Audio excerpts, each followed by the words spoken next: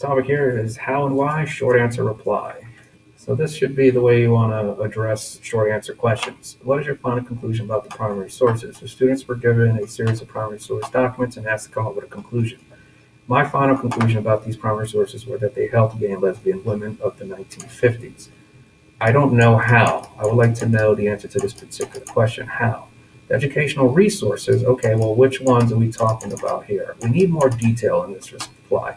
And comfort, they provided help. LGBT youth become more comfortable. So this seems to be very general, and it really doesn't offer anything specific. I don't know why I just put a T there. Through the presentation of primary sources and evidence, it is apparent that the government perpetuated and exacerbated a dangerous and oppressive rhetoric against homosexuality.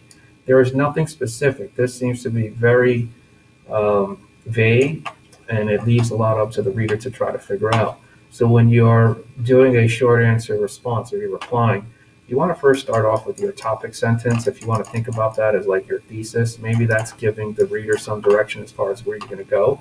Then you want to give us your first piece of evidence.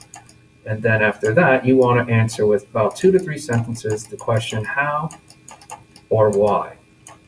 And that's the way you want to approach doing short answers. Now, first evidence. Now, your fourth sentence should be your second piece of evidence.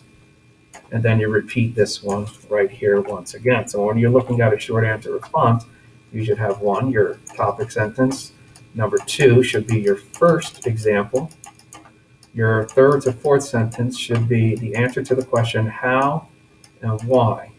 How and why, possibly just how or why, depending on your situation, does the example you cited here support what you're arguing here?